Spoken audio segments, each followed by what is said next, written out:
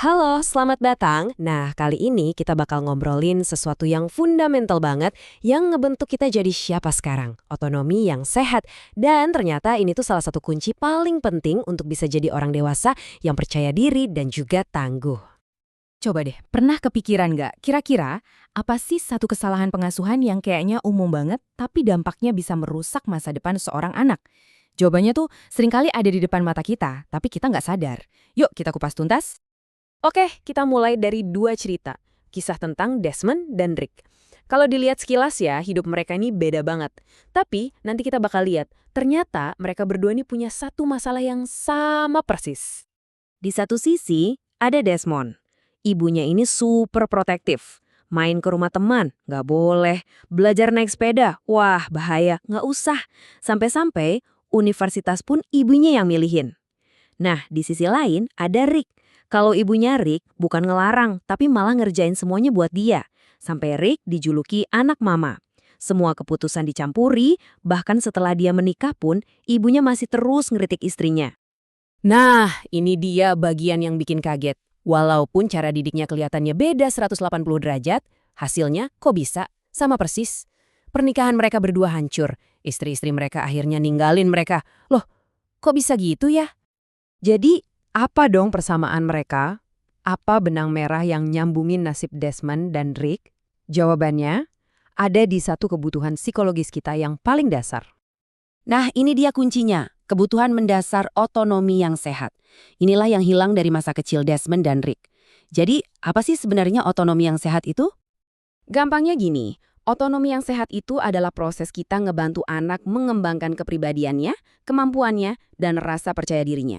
Tujuannya, biar mereka bisa tumbuh jadi orang dewasa yang mandiri. Jadi ini bukan cuma soal ngasih kebebasan ya, tapi lebih ke ngebekalin mereka supaya suatu hari nanti mereka bisa bilang, aku bisa kok sendiri. Ini fondasi kemandirian yang sesungguhnya. Dan kalau kebutuhan ini terpenuhi, wah hasilnya luar biasa. Anak itu bakal tumbuh jadi percaya diri, mandiri, dan kompeten. Dia jadi punya jati diri yang kuat, merasa aman, bisa mengekspresikan dirinya, dan jadi orang yang optimis. Ini benar-benar bekal lengkap buat ngejalanin hidup sebagai orang dewasa. Coba deh dengerin kalimat ini. Aku boleh kok pergi-pergi sendiri asal aku bisa tanggung jawab. Wow, kuat banget kan pesannya? Ini suara anak yang otonominya terpenuhi. Ada kepercayaan dari orang tua, ada kebebasan buat si anak, dan yang paling penting, ada tanggung jawab. Tiga hal ini tuh satu paket, nggak bisa dipisah. Oke, lanjut. Gimana sih otonomi ini bisa ngaruh banget ke jiwa seorang anak?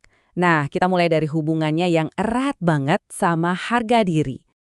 Nah, dalam hal ini ada dua jebakan ekstrim buat orang tua. Yang pertama, terlalu ikut campur, terlalu ngontrol.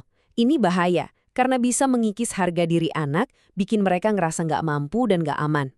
Terus, jebakan kedua, kebalikannya, terlalu cuek atau ngelepasinnya kecepatan.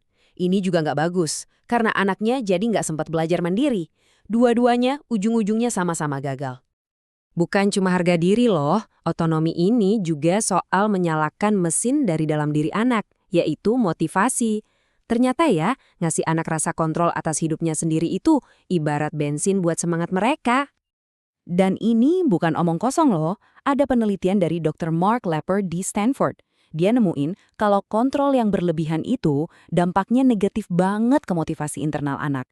Bahkan bisa mematikan rasa otonomi mereka. Jadi anaknya mungkin nurut, iya, tapi semangat buat mencoba sesuatu karena kemauan sendiri, itu padam. Dia gerak karena disuruh, bukan karena dari hati.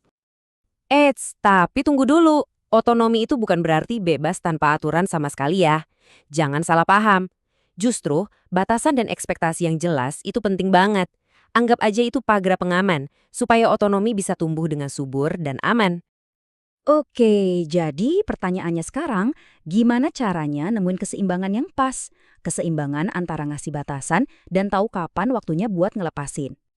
Nah, kuncinya ada di konsep tantangan yang optimal. Coba bayangin kayak main game deh. Levelnya nggak boleh kegampangan, nanti bosen. Tapi juga nggak boleh kesusahan banget, nanti frustrasi terus nyerah. Nah, harus pas. Cukup menantang biar anak ngeluarin usaha terbaiknya, dan pas berhasil rasanya puas banget. Prosesnya itu sebetulnya simpel, ada 3 langkah. Langkah pertama, kita ajari dulu dasarnya. Sopan santun, kebersihan diri, hal-hal fundamental. Langkah kedua, kita latih mereka, diulang-ulang terus sampai jadi kebiasaan. Dan langkah ketiga, ini yang seringkali paling susah buat orang tua. Kita harus bisa melepaskan. Percaya sama mereka, biarin mereka coba sendiri. Walaupun, ya mungkin mereka bakal bikin salah, nggak apa-apa, itu bagian dari belajar. Jadi, balik lagi ke pertanyaan utamanya. Gimana cara kita ngajarin mereka terbang, tapi tanpa ngelepasin talinya kecepatan, atau malah nahan talinya kelamaan? Pada akhirnya, ini semua adalah seni. Seni dalam pengasuhan. Memberi mereka akar yang kuat untuk tumbuh, sekaligus sayap untuk terbang bebas. Pertanyaan buat kita semua, gimana caranya kita bisa jadi pemandu yang bijak dalam perjalanan mereka? Coba kita renungkan sama-sama.